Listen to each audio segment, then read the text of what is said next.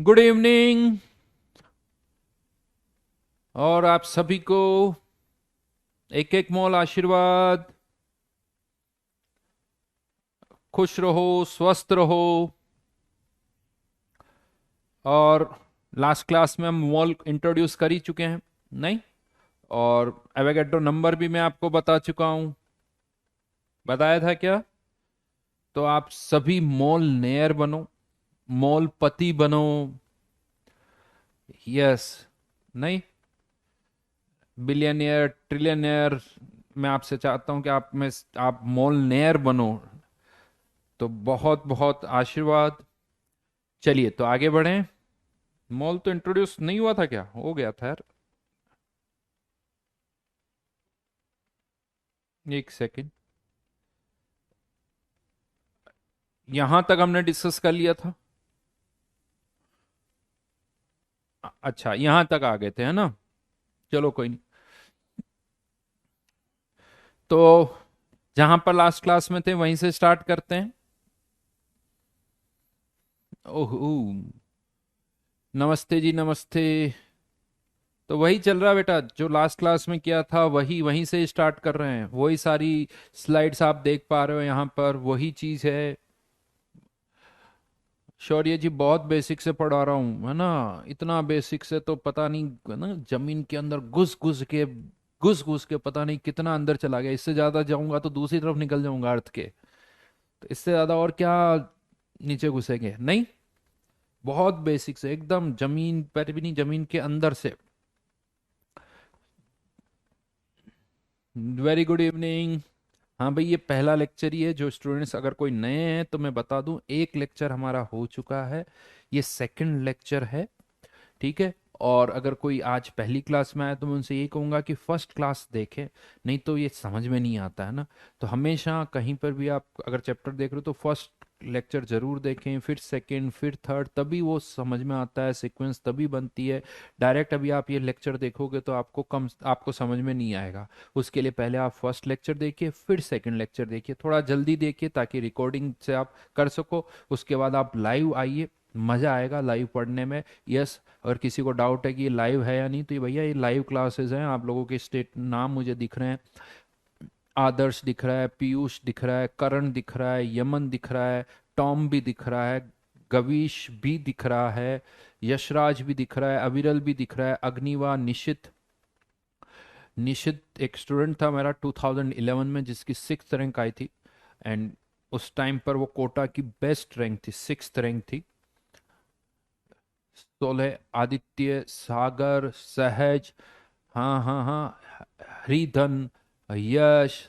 और बोलिए, और कौन कौन है बताओ, देखें क्लास में और कौन कौन है। दीक्षा, शक्ति, तैयब, स्नेहा, अन्नू, अदिति, फरहीना, शक्ति, सत्यम। अच्छा, आदित्य। ओहो, वेरी गुड।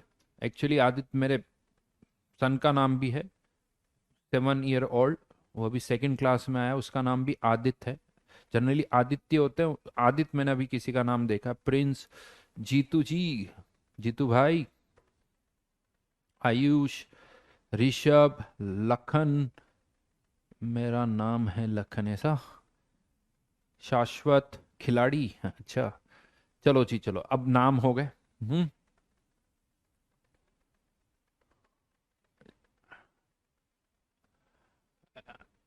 बहुत सारे हैं। चलिए जी, तो यहां पर आगे बढ़ते हैं। तो लास्ट क्लास में मैंने क्या बताया था उसकी मैं बात करूं तो लास्ट क्लास में मैंने आपको यह समझाया था कि एटॉमिक मास की कोई यूनिट नहीं होती है। ये हम लास्ट क्लास में देख चुके हैं कि there is no unit of atomic मास।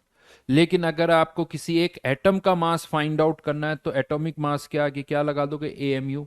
यानी एल्यूमिनियम का एटॉमिक मास है 27, उसके एक एटम का मास कोई पूछे तो वो हो जाएगा 27 AMU। ठीक है। और 1 AMU कितने ग्राम होता है वो भी यहां पर लिखा गया है। चित्रांश, भाई मयंक, और ठीक है, हर्ष। अब आप सबके अब नेक्स्ट क्लास में लूंगा, जिनके नाम नहीं ले पाया वो नेक्स्ट क्लास में लूंगा, ठीक है? नेक्स्ट, तो ये हमने बता दिया था। फिर यहां पर मैंने आपको एक टर्म और बताई थी, ग्राम एटॉमिक मास। और हमने देखा कि किसी भी सब्सटेंस के ग्राम एटॉमिक मास में, बेटा आयुष 1.66 में भी आगे टर्म्स होती है, तो उसको मैंने 1.67 लिख दिया, उस पर ज्यादा मत करो, 1.66 या 1.67 डजेंट मैटर। ठीक है, आ जाएगा आंसर। तो यहां पर अब मैं वापस इस पॉइंट पर आ रहा हूं। किसी भी सब्सटेंस के ग्राम एटॉमिक मास में जो नंबर ऑफ एटम्स होते हैं वो हमेशा कितने आते हैं, 6.022 इंटू 10⁻23। ये बताया था मैंने। चाहे वो आयरन हो, चाहे एल्यूमिनियम हो, चाहे कोई और हो, अगर मास उसके ग्राम एटॉमिक मास के बराबर है तो नंबर ऑफ एटम्स हमेशा इतनी ही होंगे, और इसी को हम कहते हैं एवोगैड्रो नंबर। इस नंबर को कहा जाता है एवोगैड्रो नंबर। ये एक यूनिक नंबर है। यानी 27 ग्राम एल्यूमिनियम में भी इतने ही एटम होंगे, 56 ग्राम आयरन में भी इतने ही एटम्स होंगे, 16 ग्राम ऑक्सीजन में भी इतने ही एटम्स होंगे, 14 ग्राम नाइट्रोजन में भी इतने ही एटम्स होंगे। राइट। और इसी नंबर को हम और क्या बोलते हैं, वन मोल। इसी नंबर को और क्या बोला जाता है, वन मोल। यानी एवोगैड्रो नंबर बोल दो, वन मोल बोल दो, बात एक ही है। वन मोल बोल दो, बात एक ही है। देखो राकेश, कहीं कहीं कुछ लिखा हुआ है तो उस पर फोकस मत करो बेटा। मैं अभी एनसीईआरटी में ही दिखा दूंगा जहां पर 16 भी लिखा हुआ होगा, तो डजेंट मैटर, है ना। लॉजिक पर जाओ, दिमाग अपने पास है, चीजें हम समझ सकते हैं। तो एनसीईआरटी में कहीं अगर कोई 16 लिख रहा है, कहीं 16 एमयू लिख रहा है, यू डिसाइड कि क्या सही है, तो वो खुद भी सोच सकते हो। मैंने अपना लॉजिक दे दिया मेरे अकॉर्डिंग, बाकी वो आपके ऊपर है। वो आपके ऊपर है कि आपको मानना है या नहीं मानना है। लॉजिक मेरे पास है, बिना लॉजिक के बात नहीं करता मैं, तो वो लॉजिक दिया आपको मैंने। ठीक है। तो अब यहां पर यानी एक और टर्म, एवोगैड्रो नंबर भी बोल सकते हो, वन मोल भी बोल सकते हो। यानी वन मोल मतलब 6.022 इंटू 10⁻23। जैसे वन डजन होता ना, वन डजन जो होता है मतलब 12, उसी तरह से वन मोल का मतलब क्या हो गया, 6.022 इंटू 10⁻23। हाँ, ये प्रॉब्लम है कि 12 तो देखो दिख जाता है, ये नंबर बहुत बड़ा है।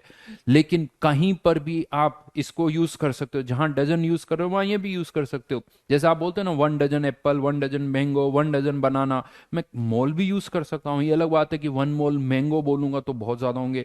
1 मोल चेयर्स बोल सकता हूँ, 1 मोल पेन बोल सकता हूँ। 1 मोल, आप इस तरह से बहुत सारी चीजें जिसको आप काउंट कर सको उसको मोल से एक्सप्रेस किया जा सकता है। 1 मोल एप्पल्स, 1 मोल कार, लेकिन ये नंबर बहुत बड़ा है, ये ध्यान रखना, 10⁻23 के ऑर्डर का। तो 1 मोल। लेकिन अब यहीं से एक और चीज आती है। 1 मोल मतलब एक तो ये समझ में आ रहा है कि इतने नंबर ऑफ एटम्स, और साथ में ये भी समझ में आ रहा है कि अगर 1 मोल आयरन है तो इतने तो एटम्स होंगे, और उसका मास कितना होगा, 56 ग्राम। क्यों? क्योंकि इतने एटम्स अगर है तो मास किसके बराबर होगा, ग्राम एटॉमिक मास के बराबर होगा। यानी यहां पर तीन चीजें यूं कह तो रिलेट हो रही है। 1 मोल जब आप बोल रहे हो तो ये बात समझ में आ रही है कि इतने नंबर ऑफ एटम्स है, और साथ में ये भी समझ में आ रहा है कि उसका जो मास होगा वो किसके बराबर होगा, ग्राम एटॉमिक मास के बराबर होगा। और इसी ग्राम एटॉमिक मास को ही पता है हम और क्या बोल देते हैं, ग्राम एटॉमिक मास। इसको मैं पता है और क्या बोलता हूं, mass of 1 mole. Mass of 1 मोल, यानी 1 मोल सब्सटेंस का मास हमेशा किसके बराबर होगा, ग्राम एटॉमिक मास के बराबर। और इसी को आप और क्या बोलते हो, मोलर मास। इसी को मैं मोलर मास भी बोल सकता हूं। राइट। 1 मोल का मास किसके बराबर होगा, ग्राम एटॉमिक मास के बराबर होगा। लिख लो, ये चीज लिख लो। यानी मोलर मास बोलो या ग्राम एटॉमिक मास बोलो या मास ऑफ 1 मोल बोलो। लेकिन ब्यूटी क्या है मोल की, मोल की ब्यूटी क्या है कि अगर मैं आपसे कहता हूं कि मेरे पास 1 मोल आयरन है, मैंने स्टेटमेंट तो एक बोला है, लेकिन आपके पास दो इंफॉर्मेशन पहुंच गई। क्या पहुंच गई, क्या पता चल गया? जैसे ही मैंने बोला 1 मोल आयरन, तो आप में से कुछ के दिमाग में आया होगा कि यार 1 मोल आयरन मतलब N A number of iron atoms, ये दिमाग में आया होगा। और कुछ के दिमाग में आया होगा कि 1 मोल आयरन मतलब कितना आयरन, उसके ग्राम एटॉमिक मास के बराबर, मतलब कितना आयरन, 56 ग्राम। यानी मोल भी एक अमाउंट को एक्सप्रेस करने की यूनिट है। मोल के थ्रू भी आप किसी सब्सटेंस की अमाउंट को बता सकते हो, लेकिन जब आप मोल में अमाउंट को एक्सप्रेस करते हो तो उससे आपको नंबर भी पता चलता है और उससे आपको मास भी पता चलता है। बिल्कुल सही लिखा श्रीजन ने, बिल्कुल सही लिखा कि नंबर एंड मास दोनों पता चल जाते हैं। यानी एक तीर से दो शिकार आप कर रहे हो कि एक मोल सब्सटेंस नंबर भी पता चल गया और उससे मास भी पता चल गया आपको यहां पर। यानी अगर मैं आपसे कहता हूं कि 1 मोल लेट्स से एल्यूमिनियम, क्या पता चला इससे? इससे ये पता चला कि कितना एल्यूमिनियम है हमारे पास, 27 ग्राम। और नंबर ऑफ एटम्स कितने हैं? तो ये पता चल जाएगा N A number of atoms. N A number of atoms, number भी पता चल गए और उसका मास भी पता चल गया। अगर एटम्स है तो एटम्स, अदरवाइज मॉलिक्यूल है तो क्या हो जाएगा, मॉलिक्यूलर मास। जैसे अगर मैं आपसे कहूं कि 1 मोल वाटर, इससे क्या पता चल रहा है? 1 मोल वाटर क्या पता चल रहा है आपको? मॉलिक्यूलर मास कितना होता है इसका, 18। तो 1 मोल वाटर का मतलब, यस बिल्कुल सही, कितना, 18 ग्राम। 18 ग्राम। और क्या पता चल रहा है? N A number of molecules of water, ये भी पता चल रहा है, मॉलिक्यूल्स ऑफ वाटर। हाँ या ना? बिल्कुल सही। दो चीजें एक साथ पता चल रही है। सोचो आप, अभी हम पानी वैसे तो 1 लीटर 2 लीटर लीटर की टर्म्स में बात करते हैं। सोचो हम पानी मोल्स की टर्म में होता तो आप मार्केट में जाते, जैसे ऐसे बोलते हैं कि यार 1 मोल पानी दे दो, यानी 18 ग्राम। 2 मोल पानी दे दो, 36 ग्राम। 3 मोल पानी दे दो, 54 ग्राम। 10 मोल पानी दे दो, 180 ग्राम। 180 ग्राम मतलब लग वन, यानी 180 ग्राम यानी 180 ml। एक ग्लास में 180 ml के आसपास आता है, नॉर्मली हम ग्लास यूज करते हैं ना घर में। तो आप सोचो मोल्स की टर्म में पानी, यानी 10 मोल पानी, आप 10 मोल पानी पी गए। आप एक ग्लास पानी पी रहे हो यानी अप्रोक्सीमेटली 180 ml, तो आप 10 मोल वाटर पी गए। 10 मोल्स, इससे आपको क्या पता चला? एक तो ये तो पता ही चला कि इतना पानी आपने पी लिया, उसके साथ में आपको ये भी पता चल गया कि इतने पानी में ऑक्सीजन के कितने एटम्स थे, इतने पानी में हाइड्रोजन के कितने एटम्स थे, ये भी पता चल गया। यानी आपके अंदर कितने ऑक्सीजन के एटम्स जा रहे हैं, कितने हाइड्रोजन के एटम्स जा रहे हैं, ये भी पता चल रहा है। ये भी पता चल रहा है। कोई पूछ रहा सर एन का मतलब क्या है? बेटा ऐसे मत पूछो यार, ये एन लिखा हुआ है, लास्ट क्लास में बताया हुआ है। ऐसे भूल जाओगे पुराना, मैं आगे बढ़ जाऊंगा फिर पूछोगे तो फिर तो क्या मतलब है? नहीं, ये सब लिखा हुआ है, ये सब लिखा हुआ है। हाँ, अभी 22.4 नहीं आया बेटा, जो अब आएगा तब देखा जाएगा। तो यानी आप सोचो कितना मजा आ जाएगा अगर पानी जो है हमें इसी तरह से, यानी डेली लाइफ में हम मोल यूज नहीं करते हैं, लेकिन मुझे लगता है कि ये ज्यादा अच्छी टर्म है। आप गोल्ड खरीदने जा रहे हो, आप गोल्ड खरीदने जा रहे हो या कुछ और, तो मोल्स की टर्म में सोचोगे तो आपको यह भी पता चलेगा कि इसके अंदर कितने नंबर ऑफ एटम्स है, कौन से एटम कितने हैं, ऑक्सीजन है या नाइट्रोजन है या क्या है, वो भी आपको पता चलेगी। तो यहां पर ये इंपॉर्टेंस है। अच्छा, 18 ग्राम पानी है तो 1 मोल, 36 ग्राम है 2 मोल, 54 ग्राम है 3 मोल्स। तो मोल से आप दोनों फाइंड आउट कर सकते हो। तो यहां पर अब मैं आपको कुछ फॉर्मूले लिखवा रहा हूं। Number of moles, number of moles equals to, अगर किसी में नंबर ऑफ मोल्स निकालने हैं और मुझे मास पता है तो mass of substance, mass of substance divided by gram atomic और मॉलिक्यूलर मास। अगर एटम है तो एटॉमिक मास और मॉलिक्यूल है तो मॉलिक्यूलर मास। ग्राम एटॉमिक और मॉलिक्यूलर मास से डिवाइड कर दो। जैसे 54 ग्राम अगर एल्यूमिनियम है तो एल्यूमिनियम के नंबर ऑफ मोल्स कितने हो जाएंगे, 54 divided by 27, 2 moles. 81 gram aluminium है तो 81 डिवाइडेड बाय 27 कितने मोल्स हो गए, 3 मोल्स। राइट, तो एक तो ये फॉर्मूला हो गया जो आपको याद रखना है। दूसरा एक और फॉर्मूला, नंबर ऑफ मोल्स अगर हमें निकालने हैं तो number of moles equals to कैसे, नंबर ऑफ एटम्स और molecule divided by Avogadro number, divided by Avogadro number. लिख सकते हो इसको, मोल ग्राम एटॉमिक मोलिकुलर मास को मोलर मास भी बोल सकते हो, एक ही बात है, बिल्कुल बोल सकते हो जी।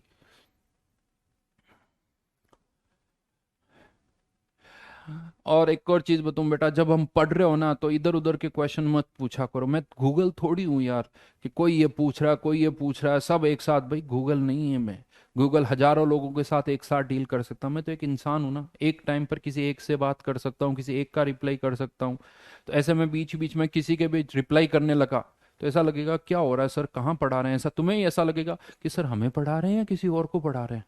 क्योंकि एक कोई पूछता है कि सर सैटरडे को एक ही क्लास है क्या फिजिक्स की, अरे भाई यार इसका क्या मतलब है, मैं यहाँ पढ़ा रहा हूँ तुम फिजिक्स की क्लास पूछ रहे हो सैटरडे को है या नहीं है। हम मोलर मास मतलब किसको बोला था, अभी किसी ने पूछा सर मोलर मास की क्या यूनिट है, तो देखो यहाँ पर क्या लिखा हुआ है, मोलर मास क्या लिखा हुआ है, ग्राम एटॉमिक मास। तो समझ में आया, ग्राम एटॉमिक मास यानी मोलर मास की यूनिट भी क्या होगी, ग्राम होगी। ये लिख सकते हो, या चाहो तो चलो एक लाइन में यहां पर और लिख देता हूं, एक और चीज थोड़ा सा लिखना चाहो तो, एटॉमिक मास ऑफ एल्यूमिनियम, ये भी लिख लेना, एटॉमिक मास ऑफ एल्यूमिनियम, इसकी कोई यूनिट नहीं होगी। Mass of an atom of aluminium,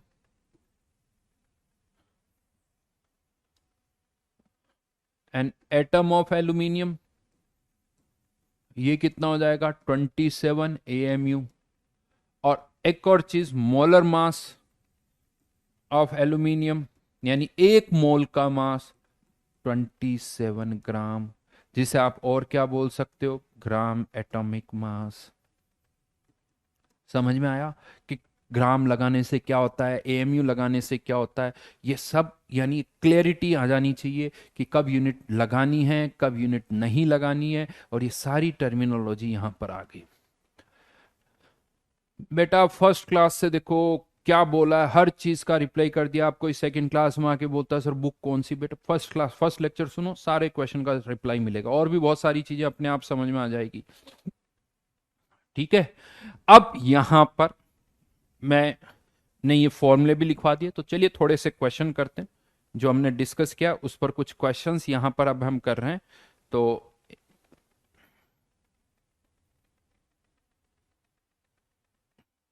बहुत ही सिंपल से कुछ क्वेश्चंस हैं आपके सामने। क्या करना आपको, number of moles find out करने हैं, number of moles find out करने हैं कि ये जो सब्सटेंस है इनमें कितने नंबर ऑफ मोल्स है, वो आपको फाइंड आउट करना है। ठीक है, आई थिंक सबके एटॉमिक मासेस आपको पता ही है, जैसे हाइड्रोजन का एटॉमिक मास कितना होता है 1, एल्यूमिनियम का एटॉमिक मास कितना होता है 27, सोडियम का एटॉमिक मास कितना होता है 23, नाइट्रोजन का कितना होता है 14, क्लोरीन का कितना होता है 35.5, कार्बन का कितना होता है 12, और क्या बचा, बस इन्हीं की जरूरत है जो मैंने बता दी। हाँ, दो तरीके हैं, या तो आप आंसर लिखते जाओ या एक और ऑप्शन है, पहले सारे कर लो और फिर कॉमा लगाते हुए सबके आंसर लिख दो,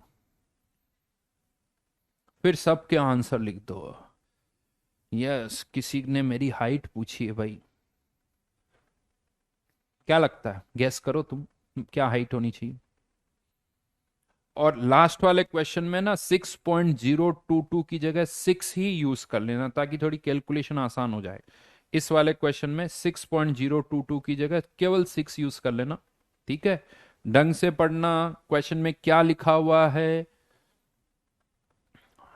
और आंसर लिखते वक्त या तो एक किसी फर्स्ट क्वेश्चन का आंसर लिख रहे हो तो फर्स्ट लिख के फिर आंसर लिखना, सेकंड का लिख रहे हो तो सेकंड लिख के फिर आंसर लिखना, ताकि मुझे पता चले। 6 फीट 2 इंच, कोई लिख रहा है 7 फीट, कोई लिख रहा है 4 फीट। चलो जो तुम कहो वो मान लेते हैं भाई। हाँ, अभी तो आंसर लिखो। चलिए लिखिए जल्दी से।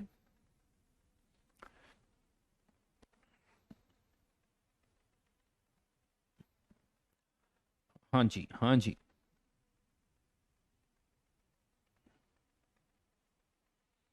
बेटा बहुत आसान है, बहुत आसान है, करो पहले फिर मैं बताऊंगा। फर्स्ट और सेकंड क्वेश्चन, फर्स्ट क्वेश्चन का आंसर कितने मोल आ गया, बिल्कुल सही, 5 मोल। बहुत बढ़िया।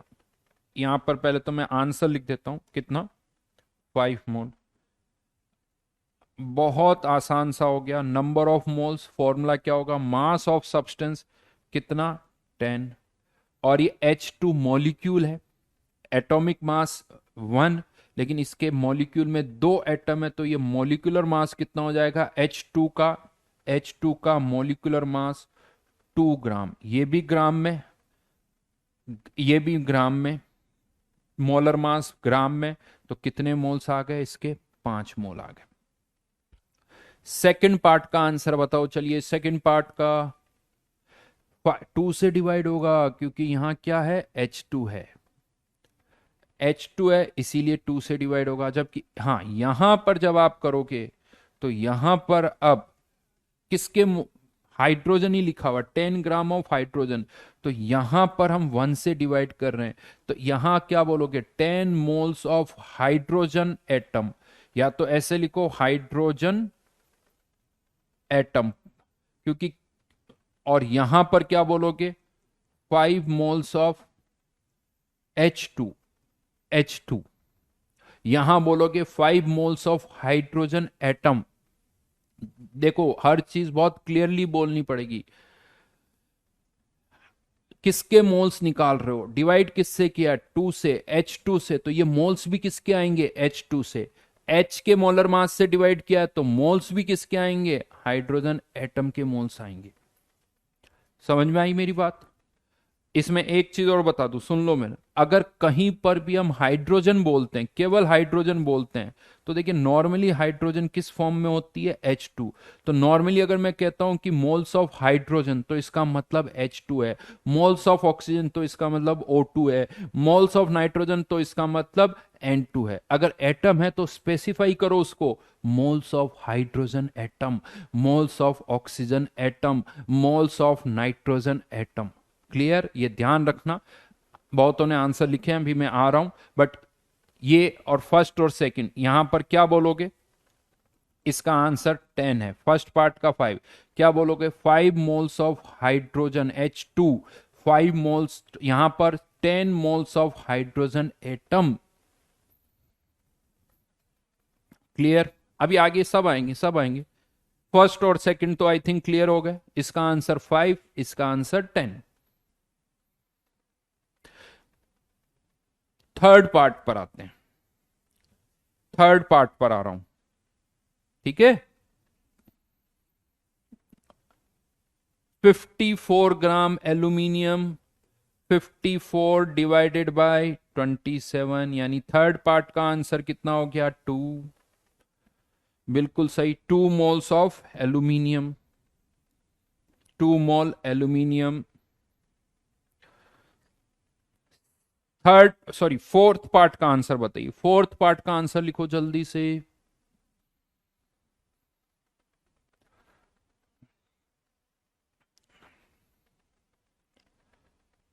फोर्थ पार्ट का आंसर 69 ग्राम। बिल्कुल सही रजत, आयुष, अग्रिम। क्योंकि इस बार इसको किससे डिवाइड करेंगे, इसके ग्राम एटॉमिक मास से, तो इसका आंसर हो जाएगा 69 डिवाइडेड बाय 23। तो आंसर कितना हो गया, 3 मोल किसके, सोडियम के। चलिए फिफ्थ पार्ट का आंसर बताओ, फिफ्थ पार्ट का आंसर कितना होगा। यहां से ये हटा रहा हूं ना अब मैं, मुझे यहाँ ही लिखना होगा, उधर जगह नहीं बची तो यहाँ लिख दूंगा।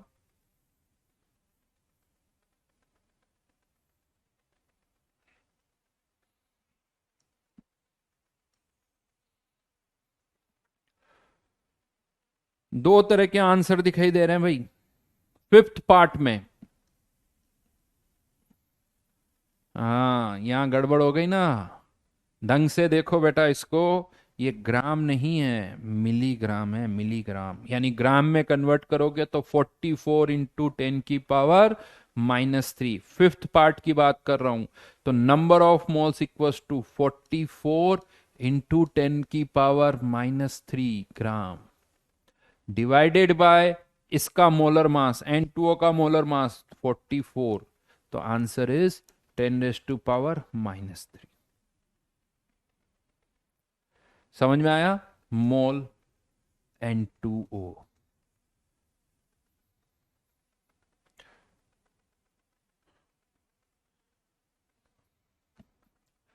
सिक्स्थ पार्ट का आंसर बताओ जल्दी से।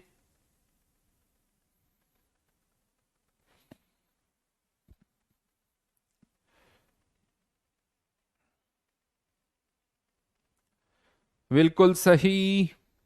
सिक्स्थ पार्ट का आंसर चाहिए, सिक्स्थ पार्ट का। हम्म इसका मॉलिक्यूलर मास कितना आ रहा है CCl4 का? 154। 154। तो यस, यहां पर 308 डिवाइडेड बाय 154 यानी 2। ये फिफ्थ सिक्स्थ पार्ट का आंसर हो गया। कितने मोल्स? 2 मोल्स। सेवंथ पार्ट का आंसर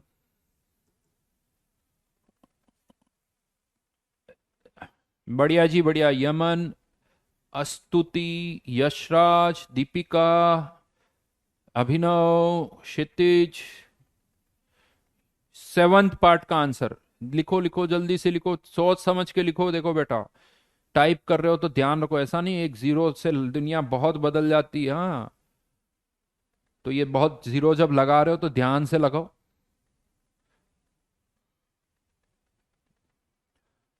चलिए चलिए। 23 किलोग्राम है, अब की बार किलोग्राम है। देखो बीच बीच में मैंने जानबूझ के ना छुपाया हुआ है। ज्यादातर डेटा ग्राम में दिया है, बीच बीच में मिलीग्राम, ग्राम, किलोग्राम दे दिया। तो ये ध्यान रखो। बहुत होता क्या सर, ग्राम है तो सब ग्राम दे रखे होंगे, ऐसा नहीं होता। तो ये जेई वालों की यही आदत होती है। तो ये ध्यान रखो। 10⁻23 यानी हमेशा ढंग से पढ़ो क्या लिखा हुआ है। Divided by 46। तो ये कितने आ गए? 500 मोल्स। डिवाइडेड बाय 46 तो ये कितने हो गए? 500 मोल्स। ये कौन सा हो गया? Seventh number. अब कौन सा करना है हमें? Eighth number. वो यहीं पर कर देते हैं, ठीक है।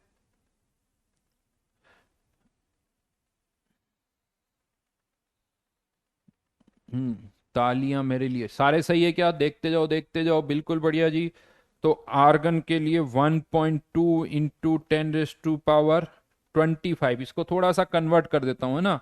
इसको ऐसे लिख देता हूँ, 120 इंटू 10⁻23। और जैसा मैंने बताया था 6.022 की जगह 6 ही ले रहा हूं मैं अभी यहां पर, ताकि कैलकुलेशन ज्यादा ना हो। तो ये टर्म तो हो गई कैंसिल आउट। तो ये बचा कितना? 20। और लास्ट पार्ट तो बहुत आसान है ये। लास्ट पार्ट का आंसर, लास्ट पार्ट का आंसर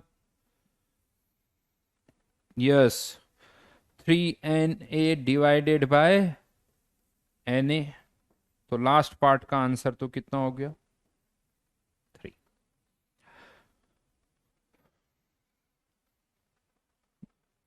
कोई कह रहा सिक्स्थ रॉन्ग है। बेटा सही आप बता दो क्या सही है। हम्म सिक्स्थ में 154 कैसे आया? मोलिकुलर मास निकालो यहां पर। 4 क्लोरीन का 142, एक कार्बन 12, तो टोटल हो गया 154।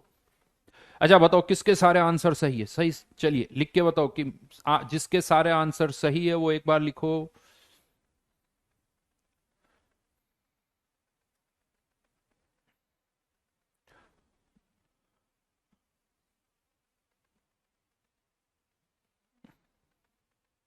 लिखिए लिखिए जल्दी से।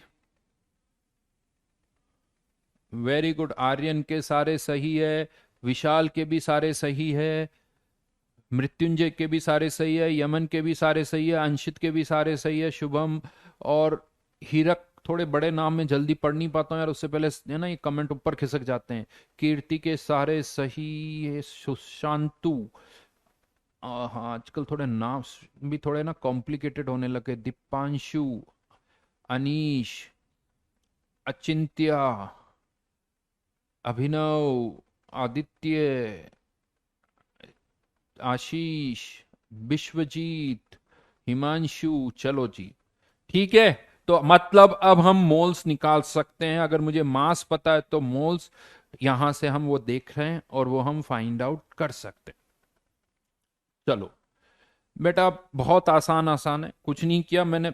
एक मोल में कितने एटम होते हैं, एन ए, कितने मॉलिक्यूल होते हैं एन ए, तो 3 Na में कितना होगा, 3 Na/Na। और क्या है बेटा, एक मोल में एन ए तो 3 Na में 3 मोल्स, 3 Na में 3 मोल्स।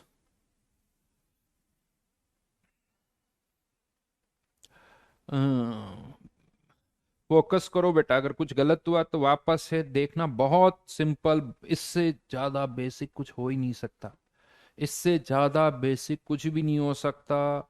इन दोनों क्वेश्चन में किससे डिवाइड करना है, इन दोनों क्वेश्चन में किससे डिवाइड करना है, एवोगैड्रो नंबर से।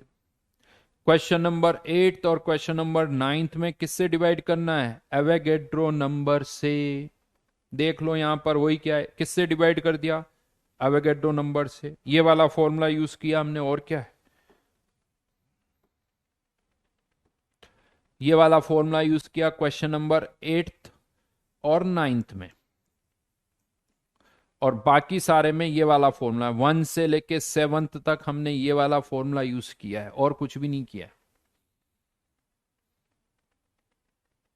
ठीक है, चलो जी चलो, अब आगे बढ़ते हैं। अब इसी का एप्लीकेशन है, थ्योरी इतनी है, अगर आप सोचो इस चैप्टर में तो कोई ज्यादा थ्योरी नहीं है, इस चैप्टर में थ्योरी इतनी ही है बेटा। रिपीट, मैं बहुत स्लोली बता रहा हूं, बिल्कुल सिंपल सा बता रहा हूं, है ना। तो अब इसमें कुछ वापस से सुन लो उसी चीज को, अगर ठीक है कुछ पार्ट रह जाता है तो कोई नहीं, थोड़ी देर के बाद जब क्लास खत्म हो तो उस रिकॉर्डेड भी आता है, उसमें आप वापस इस चीज को देख सकते हो। 8th में थोड़ा सा अप्रोक्सीमेशन मैंने बोल ही दिया था, 6.022 की जगह 6 यूज करना है, 4 बार ये चीज बोल चुका हूँ। ठीक है, हाँ कोई कह रहा है सर ये तो बड़े आसान क्वेश्चन करवा रहे हो सर, थोड़े अच्छे अच्छे अच्छे क्वेश्चन करवाओ ना, इनमें क्या है ये तो ऐसे ही हो जाते हैं।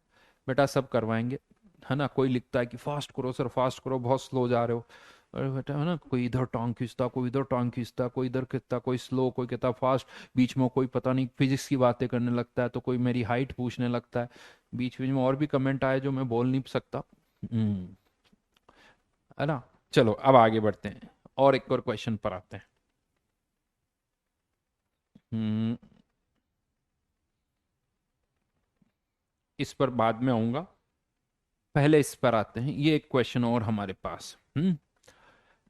लिखो पहले अपनी होमवर्क, सॉरी अपनी क्लास नोट्स वाली क्वेश्चन बुक्स में ही पहले तो ये क्वेश्चन लिखो, पूरा लिखो, फिर मैं, अब हम इसको सॉल्व करेंगे।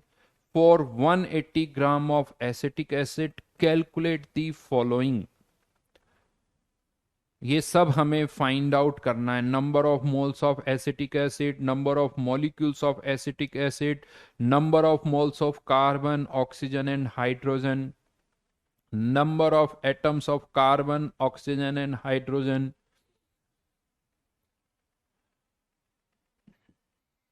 पीयूष बेटा जो करवाया जा रहा है वो करो, बीच बीच में कुछ भी नई चीज मत लिखो, समझ में आया। अगर ऐसा करोगे तो नेक्स्ट टाइम कोई ढंग का क्वेश्चन भी पूछोगे तो उसका रिप्लाई नहीं करूंगा मैं। है ना पीयूष? तो कोई भी स्टूडेंट कुछ कमेंट लिखने से पहले ये ध्यान रखें, जो पढ़ाया जा रहा है उस पर फोकस करो। अंकित, अभी सब पता चल जाएगा, देखना ये कैसे आता है। ठीक है, चलो क्वेश्चन लिख लिया है आप लोगों ने यहां पर।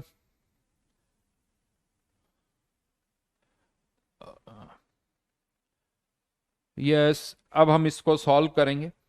बट यहां पर एक छोटी सी चीज वो बता दूं, एसिटिक एसिड का फॉर्मूला ये CH3COOH, जिसे एसिटिक एसिड बोला जाता है। राइट नाउ इसको आप ऐसे भी कह सकते हो कि इसके एक, सुन लो मेरी बात अच्छी तरह से,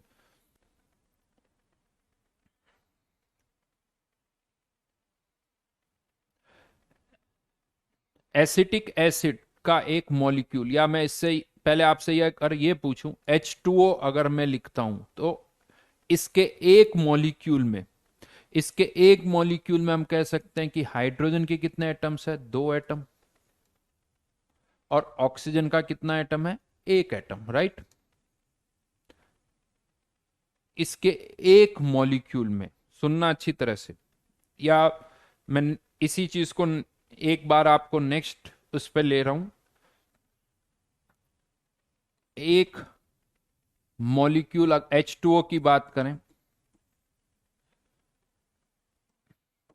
तो इसका एक मॉलिक्यूल अगर है, एक मॉलिक्यूल H2O का, तो इसमें हाइड्रोजन के कितने एटम्स होंगे? 2 एटम्स हाइड्रोजन के होंगे और ऑक्सीजन का 1 एटम होगा, राइट। अब अगर मैं कह दूं कि मेरे पास 10 मॉलिक्यूल है तो क्या होगा? 10 मॉलिक्यूल H2O का है तो क्या हो जाएगा? हाइड्रोजन के कितने एटम्स होंगे? हाइड्रोजन के कितने एटम्स होंगे? क्या करोगे? एक में 2 तो 10 में 20, 10 से मल्टीप्लाई कर दिया। एक में 2 एटम तो 10 में 20। एक में एक ऑक्सीजन का एटम तो 10 मॉलिक्यूल में ऑक्सीजन के भी 10 एटम ही होंगे। अब मैं कह दूं कि मेरे पास 1 डजन H2O है, तो 1 डजन H2O है, तो बताइए हाइड्रोजन के कितने एटम्स होंगे? आप आंसर डजन में भी दे सकते हो, आप आंसर नंबर में भी दे सकते हो, but in terms of dozen अगर दिया जाए तो 1 डजन में हाइड्रोजन के कितने एटम्स होंगे? 2 डजन है। और ऑक्सीजन के कितने होंगे? 1 डजन। चाहो तो मल्टीप्लाई कर दो, यानी 12 में ये 24 और ये 12। अगर 1 डजन का मतलब 12 मॉलिक्यूल, 12 मॉलिक्यूल में इसके 2 डजन मतलब 24, इसका एक मतलब 12। यही होगा यहां पर। तो इसी तरह से सुनना मेरी बात को, अगर मैं कहता हूं कि मेरे पास 1 मोल H2O है तो हाइड्रोजन एटम के कितने मोल्स होंगे? जैसे 1 डजन में 2 डजन, तो यहां पर 1 मोल में इसके कितने मोल्स? 2 मोल। कैसे? वही 2 वाला फैक्टर है, अगर एक तो ये 2 मोल और इसके 1 मोल, इसका 1 मोल। समझ में आई बात? कोई लिख रहा है कि 24 डजन नहीं होगा बेटा, 2 डजन होगा। 24 तो एटम्स होंगे 2 डजन में, तो 2 मोल और 1 मोल कह सकते हो। हाँ या ना?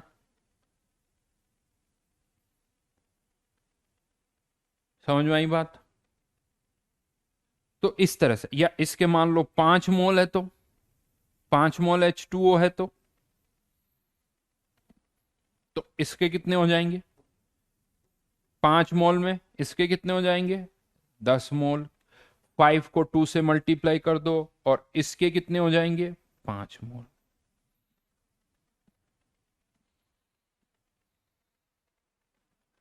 ठीक है, अभी मैं एसिटिक एसिड की बात नहीं कर रहा हूं, जो कर रहा हूं उस पर फोकस करो। अगर मैं आपसे कहता हूं कि 5 मोल और कोई कंपाउंड है, H2SO4 है, H2SO4, तो हाइड्रोजन के कितने मोल्स होंगे?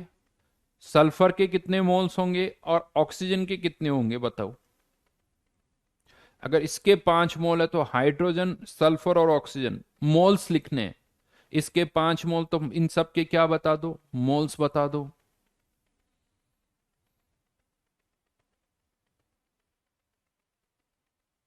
बिल्कुल बिल्कुल, एक साथ बताओ, कॉमा लगाते हुए, इसके, इसके और इसके, तीनों के एक साथ बताओ। बिल्कुल सही लिखा, बिल्कुल सही। क्या करना है, इसके 5 मोल H2 है, ये 5 मोल इसके हैं, तो हाइड्रोजन एटम के कितने होंगे, तो 5 × 2 10। सल्फर तो एक ही है, तो 5 × 1 5। ऑक्सीजन 4 है, तो 5 × 4 20। ये क्या आ गए, मोल्स आ गए। ये भी मोल्स, ये भी मोल, देखो सीधी, यहां मोल है तो यहां मोल है, यहां डजन है तो यहां डजन है, यहां नंबर ऑफ मॉलिक्यूल्स है तो यहां नंबर ऑफ एटम्स है। तो और कुछ नहीं करना होता, मल्टीप्लाई करना होता, सीधी सी बात ये। इसको ऐसे समझ लो, मतलब इसको कुछ आप ऐसे समझ सकते हो, ये तो मैंने लिख ही दिया है। जैसे होता ना कि मान लो एक एक कोई फ्लैट है, बंगलो कह दो या कुछ ऐसा कह दो, एक कोई फ्लैट है जिसमें हम क्या कहते हैं, मान लो ऐसा ही कुछ है कि उसमें BHK बोलते हैं ना, बेडरूम हॉल किचन। अब मान लो एक ऐसा कोई फ्लैट है जिसमें 3 बेडरूम है, B3, एक हॉल है और एक किचन है, तो B3HK ऐसे लिख सकते हो ना, बेडरूम हॉल किचन। ये 3 BHK टाइप हो गया, उसको मैंने ऐसे लिख दिया। अब अगर एक फ्लैट है तो 3 बेडरूम है, 2 फ्लैट है तो 6 बेडरूम है, 3 फ्लैट है तो 9 बेडरूम है। मल्टीप्लाई कर रहे हो आप, मल्टीप्लाई कर रहे हो, वही मैं यहां पर कर रहा हूं। अगर मैं कहता हूं कि 3 फ्लैट है तो बेडरूम कितने हो जाएंगे, हॉल कितने हो जाएंगे, किचन कितनी हो जाएगी। ये बेसिक, इसको कोई स्टोइक्योमेट्री भी बोलता है, कुछ भी बोलता है, जो भी आप बोलना चाहो। राइट, समझ में आई मेरी बात, है ना। अब मैं वापस से आपको लेके जा रहा हूं उस क्वेश्चन पर। चलिए, तो अब यहां पर इस क्वेश्चन पर आते हैं। लेकिन इस क्वेश्चन में एक काम करो, थोड़ा ज्यादा कन्वीनियंट इसको बनाना है, तो इसको ऐसे मत लिखो क्योंकि 2 कार्बन है अलग अलग, तो इस एसिटिक एसिड को आप ऐसे लिख दो, C2H4O2, ऐसे लिखो इसको, C2H4O2। अब इसको सॉल्व करना है आपको। पहला पार्ट, सबसे पहले फर्स्ट पार्ट का आंसर लिखो। पूछा गया number of moles of acetic acid,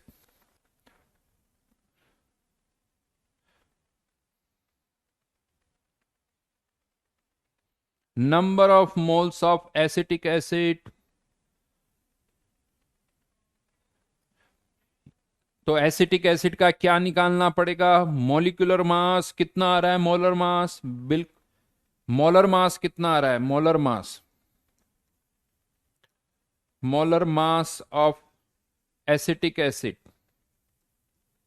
कितना आ रहा है, 60, है ना। 32 + 24 कितना हो गया, 56 + 4, किसी ने 59 लिखा है भाई, मोलर मास इतना होगा। तो फर्स्ट पार्ट का आंसर, फर्स्ट पार्ट का आंसर कितना आ जाएगा, ये सॉल्यूशन आंसर लिख रहा हूं यहां पर, या सॉल्यूशन कह सकते हो, फर्स्ट पार्ट का 180 / 60, यानी कितने, 3 मोल्स, किसके, एसिटिक एसिड के, 3 मोल्स C2H4O2, ऐसे लिख दिया मैंने इसको। ठीक है, first part over, first part complete. Second part पर आते हैं, number of molecules of acetic acid, acetic acid के मॉलिक्यूल्स बताने हैं, number of molecules of acetic acid, number बताना है।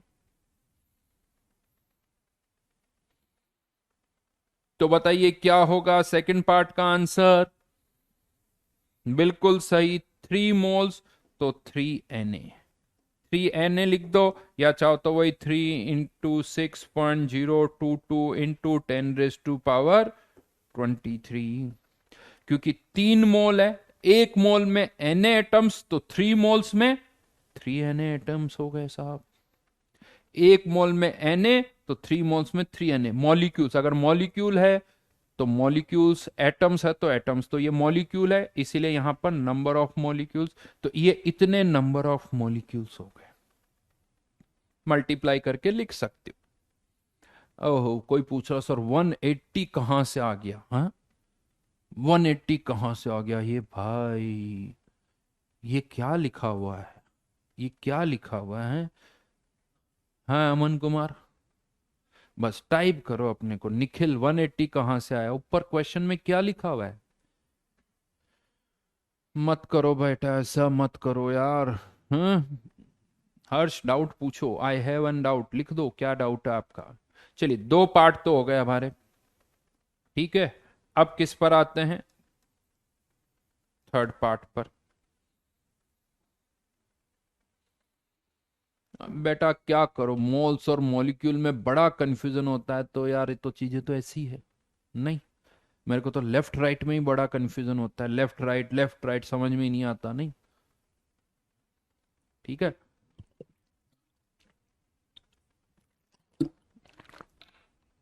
हम्म, चलिए, अब थर्ड पार्ट पर आते हैं। थर्ड पार्ट पर आ रहा हूं मैं। Number of moles of carbon, ये अभी जस्ट हमने किया था। तो 3 मोल्स अगर हमारे पास C2H4O2 है, हम्म, तो यहां पर कार्बन के कितने मोल्स होंगे? Moles of carbon, moles of hydrogen और मोल्स ऑफ ऑक्सीजन, ये आपको बताना है। Yes yes yes. देखो, कुछ कुछ बच्चे ऐसे होते ना, लगता है कि जिन्होंने कभी स्कूल गए नहीं, डायरेक्ट ऐसा लगता है कि बस सर पहली बार पढ़ रहे हैं, हमने 9 10 पढ़ी नहीं, है ना। 9 10 पढ़ी नहीं, हमें मॉलिक्यूलर मास, वैसे तो मैं बता चुका हूं वो भी एक बार, लेकिन वो भी निकालना नहीं आता सर। एटॉमिक मास का सम करो तो मॉलिक्यूलर मास आ जाता है। 2 कार्बन, तो एक कार्बन का 12, तो इसका यहां पर हो गया 24, जो कि लास्ट क्लास में भी बता चुका हूं। इसका 4, इसका 32, तीनों का सम करो तो 60। लेकिन हाँ सर, चलिए, तो आंसर कितना आ जाएगा? 3 × 2 6 मोल्स, 3 × 4 12 मोल्स, और इसके भी 6 मोल्स, और इसके भी इतने मोल्स। ये थर्ड पार्ट का आंसर हो गया। ये थर्ड पार्ट का आंसर हो गया। देखो बेटा, बहुत बहुत सही, बहुत सही, बहुतों के सही सही आंसर आ रहे हैं। वेरी गुड, वेरी गुड, बहुत बढ़िया, बहुत बढ़िया। ये 6 12 6, 3 पार्ट हो गए भाई। First part over, second part over, third part. Fourth part third से ही कनेक्टेड है। अगर ये हो गया तो इसमें तो कोई प्रॉब्लम ही नहीं। करना क्या है फोर्थ पार्ट में? क्या करना है? इन सबको एवोगैड्रो नंबर से मल्टीप्लाई करना है, क्योंकि इतने मोल्स तो एटम निकालने हैं। Number of atoms of carbon, तो 6 Na, 12 Na और 6 Na। लिख दो, ये आंसर भी लिख दो, बिल्कुल। फोर्थ पार्ट का आंसर, फोर्थ पार्ट का आंसर यही लिख रहा हूं मैं यहां पर, क्योंकि इसके लिए मुझे कुछ अलग से कुछ नहीं करना है। इसी से आंसर आ जाएगा फोर्थ पार्ट का। 6 Na, इसके एटम्स हो गए 12 Na, और यहां पर वापस 6 Na।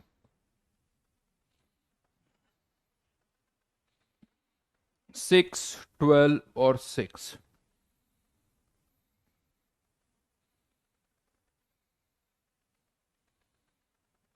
6 12 और 6, कुछ नहीं करना, Na लिखना है, ठीक है। तो यहां पर ये हो गया हमारा फोर्थ पार्ट। फोर्थ पार्ट भी हो गया भाई। 4 बार लिख दो। कुछ कुछ स्टूडेंट्स सोचो तो ना, सब दिख रहा है, लेकिन लिख तो जो अपनी एनर्जी इस पर लगाओ, ज्यादा अच्छा है। इधर उधर की बातें ना लिखें बेटा, है ना, तो ज्यादा अच्छा है।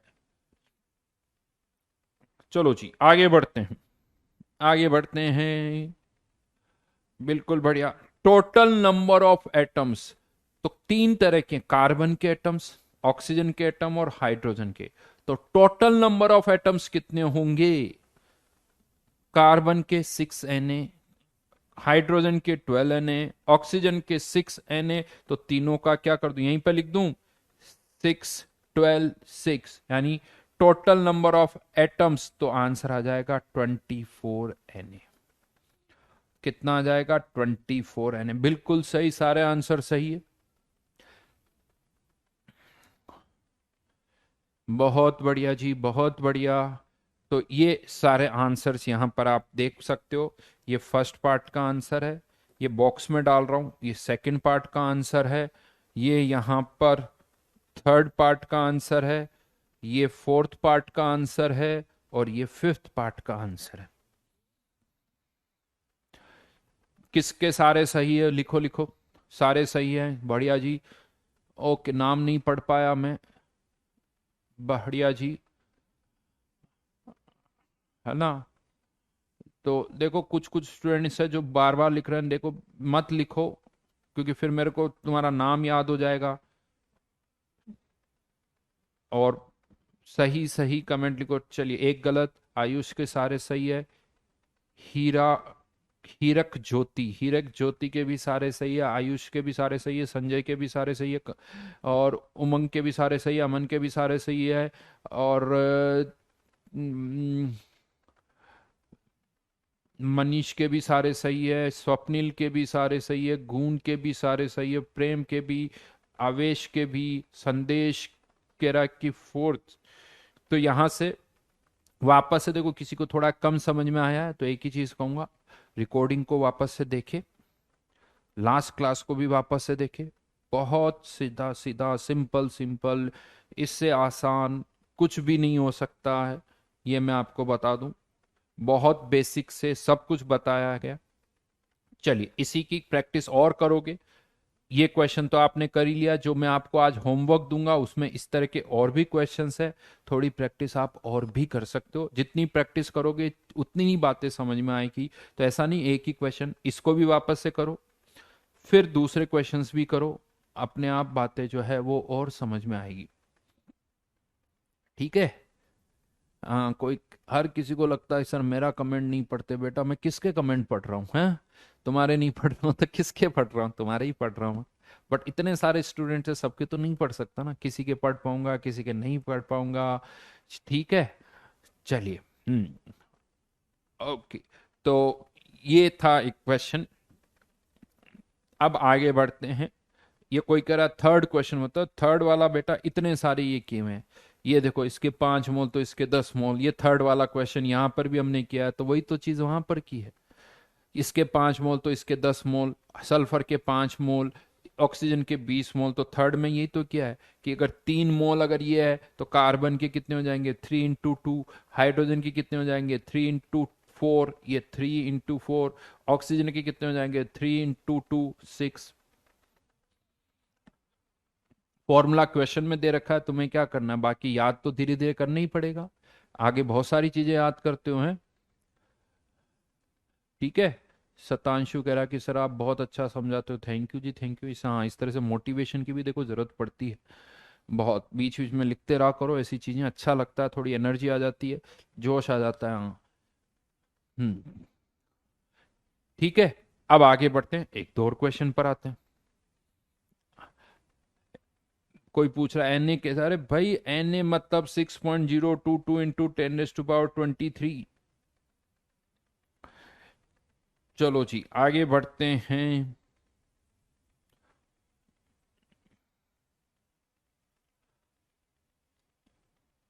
कुछ और क्वेश्चंस पर,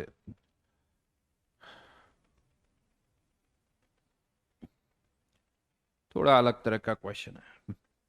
number of protons present in 14 gram 6C14। पहले तो ये समझो, ये लिखने का नोटेशन का तरीका पता है क्या? इसका क्या मतलब है, ये जो यहां लिखा हुआ है, इसको समझते हैं। 6C14, ये तो एक, तो ये किसका आइसोटोप है? कार्बन का। ये कार्बन है। ये टर्म क्या बताती है? इसे हम बोलते हैं एटॉमिक नंबर, है ना। और एटॉमिक नंबर का मतलब आप कह सकते हो नंबर ऑफ प्रोटॉन्स के बराबर होता है। नंबर ऑफ प्रोटॉन्स, इसके एक एटम में कितने प्रोटॉन हैं? 6 प्रोटॉन हैं। और ये वाली टर्म क्या होती है? जिसे हम बोलते हैं मास नंबर, जिसे बोला जाता है मास नंबर, जो कि क्या होता है? नंबर ऑफ प्रोटॉन प्लस, देखो मैं बहुत बेसिक से पढ़ा रहा हूं, ये सारी चीजें ऑलरेडी आ चुकी है। ऐसा नहीं कि नाइन्थ में नहीं है, टेंथ में नहीं है, सब है बेटा। अब कोई पूछ ले आइसोटॉप क्या होता है तो माफ कर दो भाई। किसी दिन तो तुम ये पूछ भी लोगे कि सर एटम क्या होता है, इलेक्ट्रॉन क्या होता है, प्रोटॉन क्या होता है, तो फिर तो क्या होगा? हाँ? तो नंबर ऑफ न्यूट्रॉन, ये सारी चीजें आ चुकी है, ये सारी चीजें आप पहले भी बेसिक पढ़ चुके हो इतना सा। हाँ, हाँ। तो इसलिए ऐसे क्वेश्चन मत पुट करो। बाकी जो समझाना मैं समझा रहा हूं, लेकिन कोई यही पूछ ले कि एटम ही क्या होता है, प्रोटॉन ही क्या होता है, तो फिर उसका तो मेरे पास कोई जवाब नहीं होगा। तो यहां पर फिर कोई पूछ लेगा सर मल्टीप्लाई कैसे करें, सर मेरे को तो मल्टीप्लाई करना नहीं आता, मेरे को तो रेशियो लेना नहीं आता, परसेंटेज क्या होता है ये नहीं पता, तो उसका तो क्या कर सकते हैं?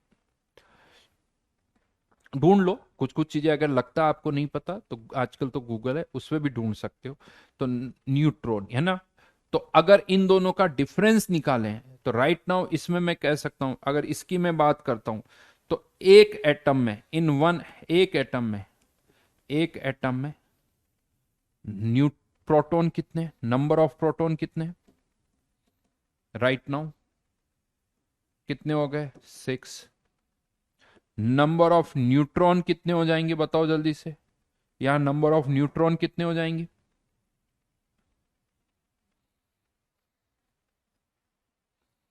याद कुछ नहीं करना जयवर्धन, कुछ नहीं याद करना, बस ये लिखा हुआ वो समझ में आना चाहिए।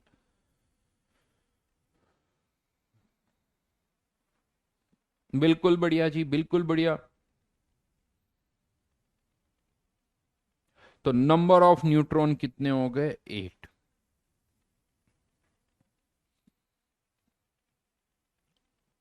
राइट।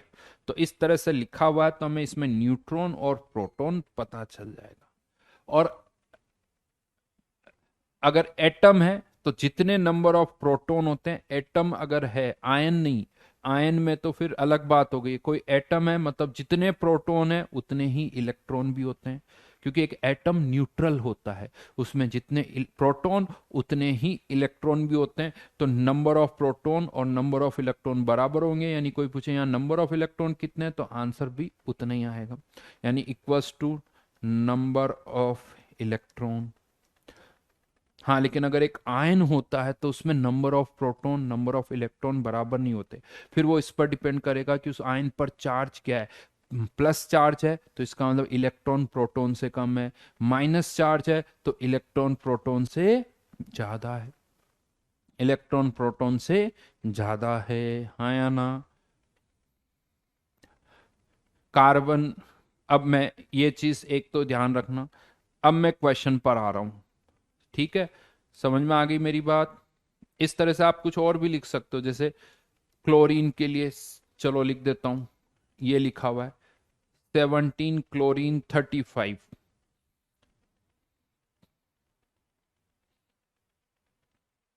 तो क्या कहोगे यहां पर? नंबर ऑफ प्रोटॉन कितने हो गए और नंबर ऑफ न्यूट्रॉन बता दो। नंबर ऑफ प्रोटॉन और नंबर ऑफ न्यूट्रॉन बता दो,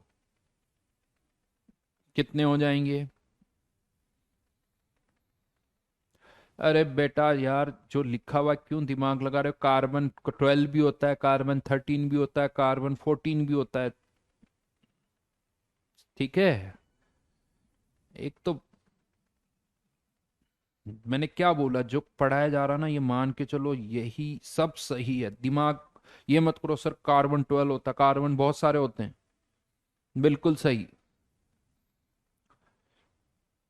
तो number of proton 17, number of neutron 18, है ना? चलिए अब मैं इस क्वेश्चन पर आ रहा हूं। find the number of atom, find the number of protons present in 14 gram this one. अब इसका एटॉमिक मास अगर कोई मुझे पूछेगा, देखो कार्बन 12 अलग चीज है, कार्बन 14 अलग है, सुन लो मेरी बात। इसका एटॉमिक मास, इसका एटॉमिक मास कितना है 14, क्योंकि ये कार्बन 14 है। कार्बन 12 होता तो उसका 12, कार्बन 13 है तो उसका 13, लेकिन ये कार्बन 14 है, इसीलिए इसका एटॉमिक मास कितना है 14। नॉर्मली कार्बन लिखा हुआ है, अगर केवल कार्बन लिखा हुआ है तो हम कार्बन 12 ही मानेंगे। केवल कार्बन लिखा हुआ है मतलब कार्बन 12, क्योंकि ज्यादातर कार्बन कार्बन 12 ही होता है। बट राइट नाउ अलग से लिखा हुआ है, इसीलिए इसको कार्बन 14 बोल रहे हैं। ठीक है, तो अब आपको इसका आंसर निकालना है। बताइए बताइए जल्दी से, 4 ऑप्शन आप लोगों के पास में है। हाँ, देखो इससे डायरेक्टली तो आपको, जैसे होता है ना केबीसी में, तो डायरेक्ट आंसर सही बताए तो पैसे मिल जाते हैं, पैसे मिल जाते हैं। वो 10,000 भी मिलते हैं, 20,000 भी मिलते हैं, 40,000, 80,000। बट मैं आपको बता दूं इस क्वेश्चन की भी वैल्यू है, डायरेक्टली नहीं है बट इनडायरेक्टली इसकी वैल्यू बहुत हो, आप हजारों लाखों में बोल सकते हो। क्योंकि ये क्वेश्चन करोगे, इस तरह के क्वेश्चन करोगे, तभी आप आगे जेई कर पाओगे, आईआईटीएन बन पाओगे, आईआईटीएन बनोगे तो लाखों करोड़ों अरबों रुपए कमाओगे। तो एक तरह से इनडायरेक्टली देखा जाए तो आप पर डिपेंड करता है, आप इसे कितना लाखों वाला क्वेश्चन मानते हो, हजारों वाला मानते हो, करोड़ों वाला मानते हो, अरबों वाला मानते हो, वो आपके ऊपर डिपेंड करता है। चलिए आंसर आ गया क्या? बहुत बढ़िया, बहुतों ने सही आंसर निकाला, बिल्कुल सही। इसका आंसर है दिल्ली, इसका आंसर है दिल्ली। ठीक है, कैसे आया वो बताते हैं। तो number of protons, number of protons, sorry पहले निकालते हैं number of moles of carbon 14, carbon 14 के। तो कितने ग्राम है ये 14 ग्राम। मोल्स निकालने, तो इसका मोलर मास, इसका मोलर मास 14 है, ध्यान रखना, क्योंकि ये कार्बन 14 है। तो कितने मोल 1 मोल। तो हमारे पास 1 मोल ये है, अब 1 मोल C6। तो इसमें 1 मोल में number of moles of proton कितने होंगे? तो number of moles of proton, क्योंकि एक में 6 है तो 1 मोल में 6 मोल प्रोटॉन होंगे। कितने मोल? 6 मोल प्रोटॉन। और 6 मोल प्रोटॉन अगर है तो यानी 6 × 10⁻⁻23, यानी 3.6 × 10⁻24।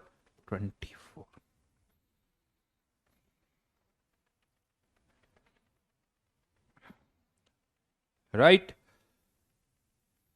ये आंसर आ गया इसका। इसी तरह का एक और क्वेश्चन दे रहा हूं, इसी तरह का एक और क्वेश्चन दे रहा हूं। वैसे वही क्वेश्चन है, नंबर ऑफ न्यूट्रॉन्स बताने हैं आपको, ज्यादा कुछ करना नहीं है, बड़ा आसान है। इसका आंसर बताओ जल्दी से।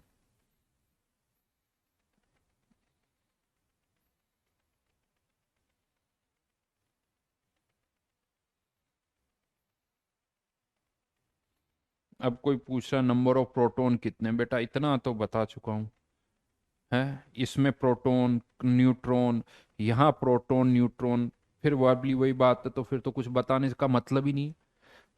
किसी ने पूछा वापस, तो जिन्होंने पूछा ना उनको कोई फर्क नहीं पड़ रहा कि मैं क्या बता रहा हूं। चलिए न्यूट्रॉन्स बताओ, इसका आंसर क्या होगा? हाँ वैसे तो यूं ही आ जाएगा। बिल्कुल बढ़िया जी, बिल्कुल बढ़िया, क्योंकि एक ही ऑप्शन में 10⁻24 आ रहा है। देखो पहले 6 से मल्टीप्लाई कर रहे थे, अब 8 से मल्टीप्लाई करेंगे, इतना ही डिफरेंस है, यानी सब कुछ वैसा का वैसा ही। ये जो क्वेश्चन हमने यहां किया है, यहां पर क्योंकि मोल्स तो उतनी ही आएंगे, 1 मोल ही है, 1 मोल में 6 मोल प्रोटॉन है, जबकि न्यूट्रॉन कितने हैं 8। तो 1 मोल, 1 मोल C6 ये है। तो moles of neutron moles of neutron, neutron कितने हैं इसमें 8, तो एक मोल यानी न्यूट्रॉन के मोल्स के लिए किससे मल्टीप्लाई करोगे 8 से, तो ये क्या होगा 8 मोल्स। और नंबर पूछा है तो number of neutron, number of neutron तो 8 इंटू एवोगैड्रो नंबर, यानी 8 इंटू 6 इंटू 10⁻23।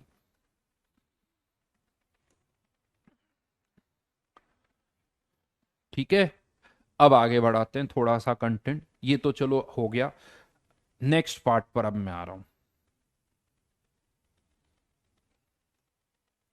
अभी तक हमने क्या किया है, अभी तक हमने मोल को मास से और मोल को नंबर से कनेक्ट कर दिया। आदित्य बेटा थोड़ा लेक्चर देखना, सब समझ में आ जाएगा, है ना, थोड़ा वापस से देखना, क्योंकि जो पुराना बताया उसको भूल जाते हो तो वो क्या समझ में आता है वो याद नहीं रहता, तो सब देखना, ढूंढना, सब जो तुम्हारा क्वेश्चन है उसका आंसर ऑलरेडी बता चुका हूं। तो अब नेक्स्ट आता है कि मोल को हम वॉल्यूम से भी रिलेट कर सकते हैं। काम्या जी थैंक यू, थैंक यू, ये हाँ मोटिवेशन की बहुत जरूरत है बीच बीच में। केदार समझ आ गया सर, आप मस्त पढ़ा रहे हो। काम्या का भी कहना है बेस्ट टीचर, अच्छा हाँ। आप लोगों के भी जिनके आंसर आ रहे हैं डेफिनेटली वो अच्छा कर रहे हैं, जिनके नहीं आ रहे हैं मैं उनसे यही कहूंगा कि छोड़ना मत, कोशिश करना। यही तो अब बिल्कुल किसी ने कहा अब गैस की बारी, यस ठीक है। तो यहां पर अब हम मोल को वॉल्यूम से रिलेट करेंगे, मोल को वॉल्यूम से रिलेट करेंगे, तो यहां एक इक्वेशन हम डायरेक्टली यूज करेंगे। दैट इक्वेशन इज, यानी डायरेक्ट ऐसे लिख दो, पीवी इक्वल्स टू एनआरटी, ये एनआरटी फिजिकल केमिस्ट्री में ये बहुत इंपॉर्टेंट इक्वेशन है। ये इक्वेशन कहां से आई ये मैं आपको आइडियल गैस जब पढ़ूंगा तब बताऊंगा। आइडियल गैस में बताई जाएगी, देखो आपको ये इक्वेशन, अभी तो आप इसको केवल यूज करना है इसका, ये मत देखना कि सर इक्वेशन कहां से आई, इसको यूज करना आना चाहिए। तो इस पहले तो ये देखते हैं इसमें कौन सी टर्म क्या बता रही है, कौन सी टर्म क्या बता रही है। तो यहां पर ये जो टी है वो क्या है, टेम्परेचर, ये जो टी है वो क्या है, टेम्परेचर, ठीक है। और टेम्परेचर पहले मैं एक बार लिख लेता हूं, वी क्या है, वॉल्यूम, पी क्या है, pressure of gas, volume of container या वॉल्यूम ऑफ गैस बोल दो, यानी वॉल्यूम ऑफ गैस, या इसी को मैं लिख देता हूं वॉल्यूम ऑफ कंटेनर, एक ही बात है। गैस का वॉल्यूम क्या होता है, जो कंटेनर का वॉल्यूम होता है। और एन क्या है, number of moles, number of moles, और आर एक कांस्टेंट है जिसकी वैल्यू अभी मैं बताऊंगा, थोड़ा सा वेट करो। आर एक कांस्टेंट है जिसकी वैल्यू अभी आपको बताई जाएगी। तो पहली चीज तो ये कि कौन सी टर्म क्या बता रही है वो मैंने बताया, बट ये इक्वेशन जो है ये किसके लिए यूज कर सकते हो, सॉलिड या लिक्विड के लिए यूज नहीं होती है। Can be used for gases, can be used only for gases, ध्यान रखना सॉलिड या लिक्विड के लिए ये यूज नहीं होती है। PV equals to N R T, इसके अभी कुछ नाम भी है, आगे चल के इसको एक बोला जाएगा ideal gas equation, ideal gas equation, ठीक है। बट अभी आइडियल वर्ड क्या है ये सारी बातें बाद में करेंगे। बट अभी ये सोच लो कि कोई भी गैस है तो उसके लिए आप ये PV equals to N R T equation लगा सकते हो, सॉलिड या लिक्विड के लिए आप इसको यूज नहीं करोगे। अब यहां पर पहले छोटी छोटी बातें मैं बता देता हूं। टेम्परेचर, टेम्परेचर मेनली दो यूनिट्स में हम यूज करते हैं, केल्विन और डिग्री सेल्सियस। टेम्परेचर की मेनली दो यूनिट्स की हम बात करते हैं, केल्विन और डिग्री सेल्सियस, दोनों में कन्वर्जन पता होना चाहिए, डिफरेंट। तो अगर यहां पर अगर आपको केल्विन में टेम्परेचर निकालना है, टेम्परेचर इन केल्विन, के का मतलब केल्विन, तो ये किसके बराबर होगा, 273 plus temperature in degree Celsius, ऐसे नॉर्मली लिखा जाता है टेम्परेचर इन डिग्री सेल्सियस, ये यहां पर। वैसे ये एग्जैक्टली तो अगर मैं आपको बताऊं तो 273.1 15 होता है, बट 0.15 को हम कंसिडर नहीं करते हैं, उसको हटा देते हैं, चल जाता है, क्योंकि 273 में 0.15 लिखो या ना लिखो उससे कोई मतलब नहीं है। तो इसीलिए 273 आप लिख सकते हो, बट एग्जैक्टली बात करोगे तो वो 273.15 होता है। बट हाँ, आप सीधा की और कोई कहे 5 डिग्री मतलब 278 केल्विन, 10 डिग्री मतलब 283 केल्विन। तो केल्विन से डिग्री सेल्सियस और डिग्री सेल्सियस से केल्विन में कन्वर्जन आपको पता होना चाहिए। ठीक है ना? सही लिखा पलक, जो आप बोल रहे हो वही लिखा, बट यार मेरी हैंड राइटिंग तो बड़ी अच्छी है, ऐसा नहीं। Volume of gas, volume of container ही लिखा हुआ है, ये लो कंटेनर। ठीक है, देन ये तो बात हो गई टेम्परेचर की। वॉल्यूम की अगर हम बात करें तो वॉल्यूम जो है इसकी बहुत सारी यूनिट्स होती है। वॉल्यूम की फ़ारेनहाइट भी होता है बेटा, बट ज्यादा डेटा नहीं होता, तो अभी मैं उसकी बात नहीं कर रहा हूं, अभी हम उसकी बात नहीं कर रहे हैं। अभी हमारे लिए दोनों काम की है, उसी की बात कर रहे हैं। ठीक है, इतना ज्यादा इंपॉर्टेंट नहीं है, क्योंकि ज्यादा डेटा फ़ारेनहाइट में नहीं आता है। कन्वर्जन फिर भी हम लिख सकते हैं। चलिए नेक्स्ट पॉइंट पर आते हैं। नेक्स्ट पॉइंट पर मैं आ रहा हूं, वॉल्यूम। क्योंकि अभी मैं लिखवा दूंगा तो फिर फ़ारेनहाइट क्या होता है सर, ये कहाँ से आया, तो जिसकी जरूरत ही नहीं उसमें एनर्जी नहीं लगाते अभी। वॉल्यूम की बहुत सारी यूनिट होती है। ज्यादातर वॉल्यूम जो हम यहाँ यूज करते हैं वो लीटर में करते हैं। 1 लीटर, 1 लीटर इक्वल्स टू क्या होता है, चलिए बताइए।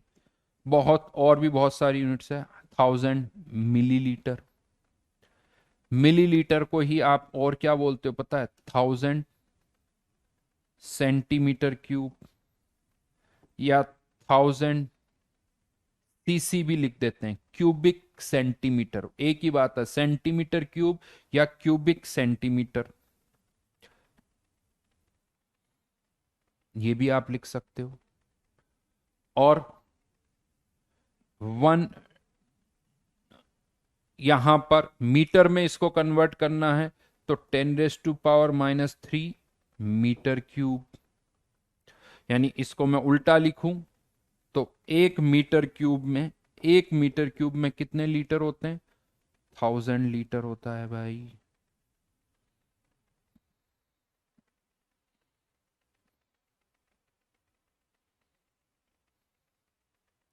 अभी प्रेशर की बात नहीं कर रहा हूं, थोड़ा रुको। और भी टर्म्स, यानी इसको 1 डेसीमीटर क्यूब भी बोला जाता है, क्योंकि डेसी का मतलब भी क्या होता है? डी मतलब डेसी, यानी डेसी का मतलब होता है 10⁻⁻⁻1। तो ये टर्मिनोलॉजीज भी बहुत सारी यूज होती है, ये भी आप लोग बहुत डिटेल में पढ़ चुके हो। डेसी मतलब 10⁻⁻1।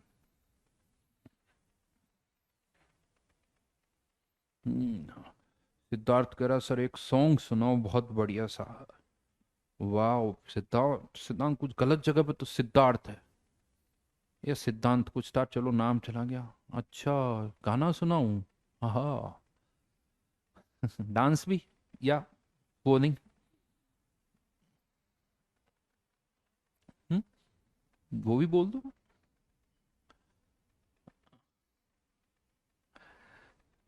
बेटा जेई की करने, जेई की तैयारी करो ना यार। हाँ? अगर मैं डांस कर सकता, गाना अच्छा सुना सकता, तो फिर तो कहीं गा रहा होता। तो जो अच्छा मैं करता हूँ वो करने दो। नहीं,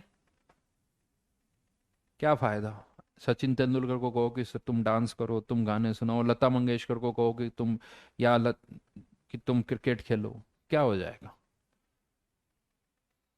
हम्म? सीसी का मतलब क्यूबिक सेंटीमीटर।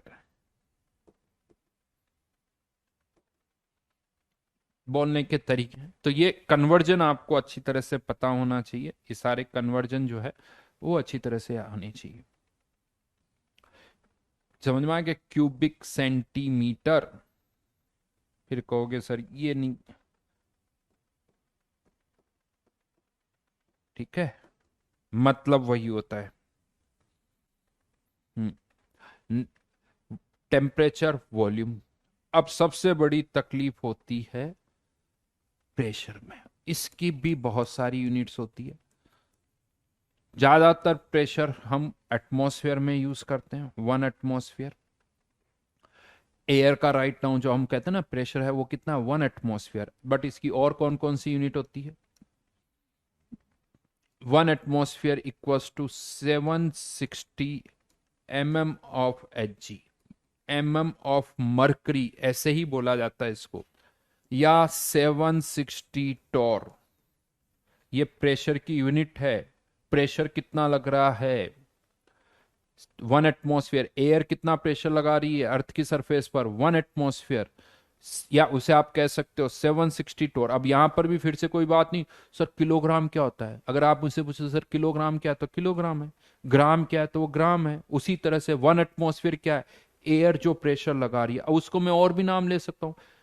मेरी इच्छा, आपकी इच्छा, आप कुछ नई टर्म डिफाइन कर दो। आप कह दो जैसे आदित्य कहता, नहीं सर एयर जो है वो 100 आदित्य प्रेशर लगा रही है, ठीक है, वो भी एक यूनिट हो गई, आपकी इच्छा।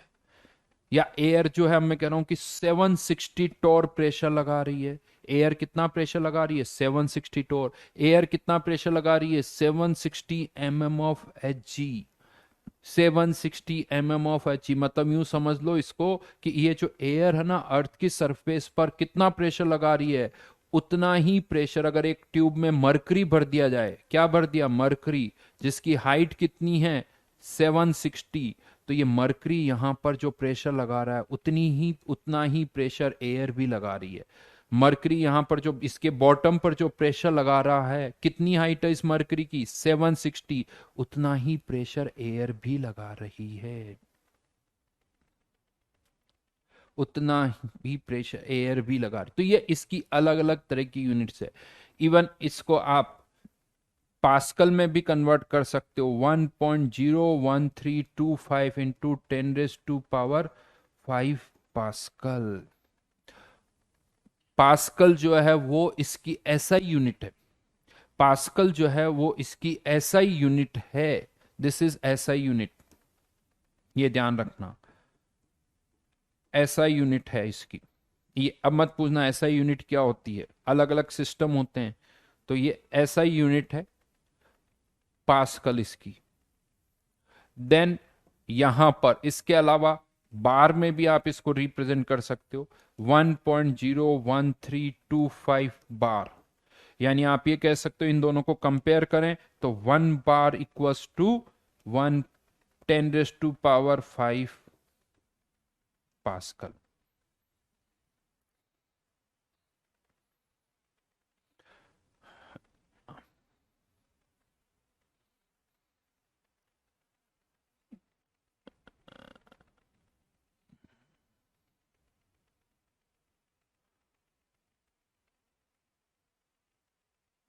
चलिए चलिए आगे बढ़ते हैं।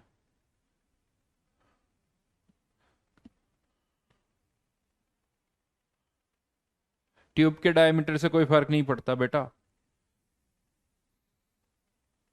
ये प्रेशर की यूनिट्स है, ये कन्वर्जन। सुन लो मेरी बात, आज घर पर इवन इसको 3 3 4 4 बार लिखोगे, याद हो जाना चाहिए कि प्रेशर की यूनिट। जैसे आपको याद होता ना भाई, सीधी सी बात है, डॉलर, रुपीज या और बहुत सारी करेंसीज होती है, उनमें कन्वर्जन होता है। उसी तरह से बहुत सारी यहाँ पर यूनिट्स है जिनके कन्वर्जन आप लोगों को याद हो जानी चाहिए।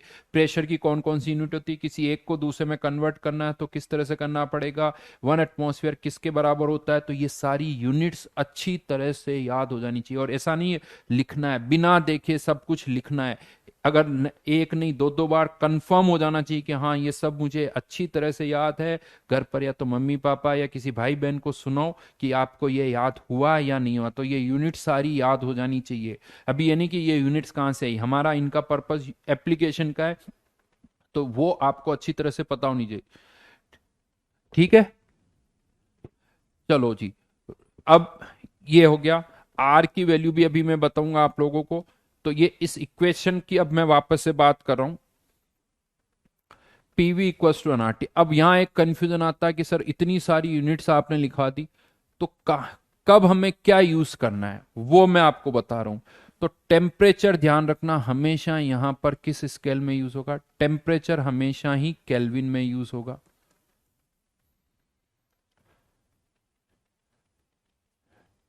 ठीक है, टेम्परेचर हमेशा केल्विन में यूज होगा। मोल्स सिंपल सा नंबर है। मोल्स तो क्या होता है, इसके 2 मोल 5 मोल इस तरह से, तो ये तो नंबर है, 5 मोल 10 मोल, तो इसमें कोई बात ही नहीं है, ये मोल्स। अब बात आती वॉल्यूम, प्रेशर और आर की। ये तो हमेशा केल्विन में यूज होगा, ये मोल्स है। तो अब मैं इन तीनों की बात कर रहा हूं यहां पर। अगर हम इन तीनों की बात करें तो अगर आप वॉल्यूम लीटर में यूज कर रहे हो, वॉल्यूम अगर लीटर में यूज कर रहे हो, तो प्रेशर हमेशा कौन सी यूनिट में पुट करोगे, एटमॉस्फेयर में। और तब प्रेशर एटमॉस्फेयर में, वॉल्यूम लीटर में, तो आर की वैल्यू क्या हो जाएगी, 0.0821। और इसकी यूनिट पता क्या होती है, एटमॉस्फेयर लीटर पर मोल। ये पता, ये एटमॉस्फेयर भी न्यूमेरेटर में, लीटर भी न्यूमेरेटर में, पर मोल पर केल्विन ये ऐसे लिखा जाता है। ये मोल भी डिनोमिनेटर में है और केल्विन भी डिनोमिनेटर में है, ध्यान रखना, दोनों ही डिनोमिनेटर में है। आवाज आ रही है?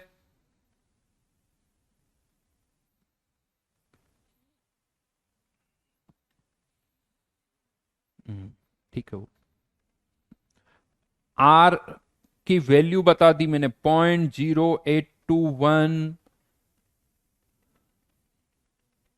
चलिए आ रही है, ठीक है। तो अगर ये एटमॉस्फेयर में है तो ये लीटर में होना चाहिए, और आर की वैल्यू 0.0821 एटमॉस्फेयर लीटर पर मोल पर केल्विन। लिख तो रखा बेटा आर की वैल्यू क्या यूज करनी, लेकिन आर की एक और वैल्यू होती है 8.314। ये कब यूज होगी, ये एसआई यूनिट है इसकी, ये इसकी एसआई यूनिट होती है। ये अगर आप यूज कर रहे हो तो फिर प्रेशर किस में पुट करना पड़ेगा, पास्कल में। वॉल्यूम किस में पुट करना पड़ेगा, मीटर क्यूब में। और इसकी यूनिट अगर मैं यहां पर लिखता हूं 8.314, तो ये आती यहां पर जूल पर मोल पर केल्विन। जूल जो होता है वो क्या होता है, newton into metre, newton into metre. ये थोड़ा सा आपको यूनिट सिस्टम देखना पड़ेगा जहां आप पढ़ते हो, बट वैल्यूज याद रखो। ये या तो ये पूरा एटमॉस्फेयर लीटर, तो आर की वैल्यू 0.0821। अगर ये 8.314 है तो ये मीटर क्यूब, और ये पास्कल में। हाउ आर इज कांस्टेंट, ये क्या बात हो गई, आर जब मैं कह रहा हूं कांस्टेंट तो हाउ आर इज कांस्टेंट, तो वेरिएबल मान लो तुम है लक्की। जब कहा जा रहा आर इज कांस्टेंट तो हाउ आर इज कांस्टेंट, इस सेंटेंस का कोई मतलब हुआ क्या, तुम्हारी इच्छा हो जो मानो फिर। ठीक है, तो यहां पर ये वैल्यूज है, ये सिस्टम फॉलो करना है। ये यहां पर ऐसा होना चाहिए, टेम्परेचर हमेशा केल्विन में आएगा, इसका कोई प्रॉब्लम ही नहीं है। बाकी की चीजें आप ऐसे यहां पर लिख सकते हो। ठीक है, अब यहां पर चलिए पहले क्वेश्चन देता हूं आप लोगों को, वैल्यूज पुट करके सॉल्व करना है। थोड़ा आसान क्वेश्चन ही दे रहा हूं यहां पर। लेट्स से कोई गैस है जिसका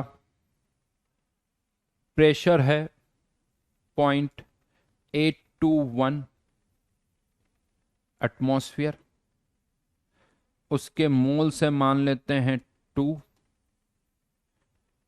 टेम्परेचर है लेट्स से 300 केल्विन। तो बताइए उसका वॉल्यूम कितना होगा।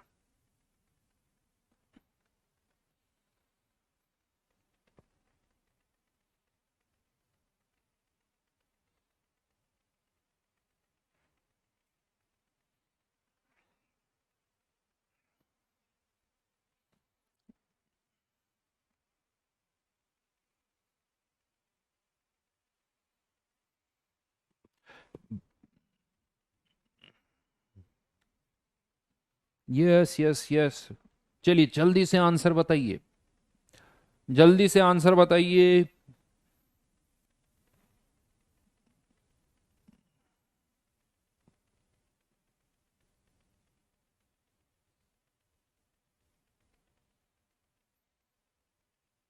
कोई 60 लिख रहा है, कोई 600 लिख रहा है, दो आंसर दिख रहा है मेरे को। चलो मैं वैल्यूज पुट कर देता हूं। ये क्वेश्चन बहुत सीधा सीधा मैंने दिया है, सारी यूनिट्स ऑलरेडी प्रॉपर ही है। तो अगर मैं यहां पर 0.0821 लिख रहा हूं तो ये एटमॉस्फेयर में है, तो यहां से वॉल्यूम लीटर में आ जाएगा, क्योंकि ये एटमॉस्फेयर में, तो ये लीटर में। मोल्स कितने हैं? दो। आर की वैल्यू क्या यूज, सॉरी यहां गलत लिखा मैंने,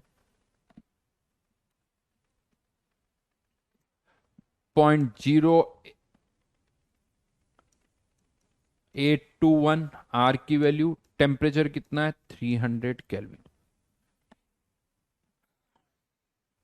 ठीक है, ध्यान रहे ये एटमॉस्फेयर में है, ये लीटर में है। ये किस में रखा आपने? केल्विन में। अब इसको सॉल्व करना आपको, तो ये वैल्यू कैंसिल आउट हो जाएगी। कितना आया? 10। ये कैंसिल, तो वॉल्यूम कितने लीटर आ जाएगा बताइए जी? वॉल्यूम कितने लीटर आएगा? तो फिर 600 कैसे आया? 60 लीटर। ये 10 है, सॉल्व करो, आंसर इज 60 लीटर। कोई 6000 लिख रहा है, 600 लिख रहा है बेटा, साफ साफ 0.821। और आर की वैल्यू क्या होती है? 0.0821। डिफरेंस दिख रहा है? ये जीरो ऐसे उड़ाओ मत बेटा, ऐसे ही जीरो गायब कर दोगे तो क्या होगा? हम्म।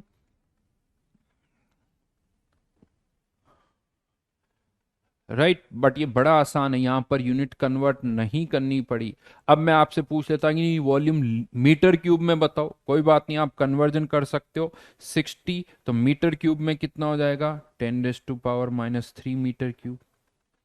कोई कहता है कि नहीं आप तो ml में बताओ, तो 60 × 10⁻³ ml। अब आप कन्वर्जन कर सकते हो, लेकिन यहां से आंसर किस यूनिट में आएगा ये आपको पता होना चाहिए। ये आपको पता होना चाहिए, ठीक है। चलो अभी मैंने एक ही क्वेश्चन करवाया है, इस पर और क्वेश्चन मैं नेक्स्ट क्लास में कराऊंगा। आपको ऐप पर शीट मिल गई होगी, ठीक है। ऐप पर आप देखोगे कि शीट मिल गई है, तो उसमें से मैं अब आपको होमवर्क दे रहा हूं।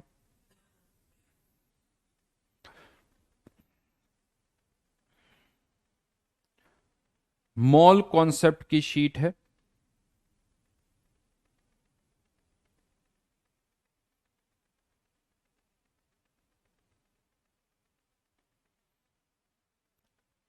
जैसा मैंने आपको बताया। दो तरह की उसमें एक्सरसाइजेस हैं, दो तरह की एक्सरसाइजेस है।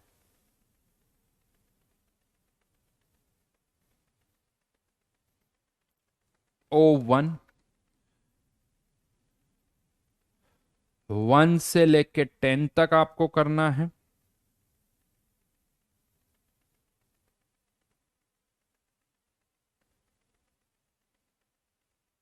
और S1, 1 से लेके 5 तक, ये आपको करना है। ये नेक्स्ट क्लास में हम डिस्कस करेंगे। बहुत सिंपल से बेसिक क्वेश्चंस हैं, बहुत ही सिंपल बेसिक क्वेश्चंस हैं। ये नेक्स्ट क्लास का होमवर्क है। शीट आपको ऐप पर मिल जाएगी, मिल जाएगी ऐप पर, ठीक है।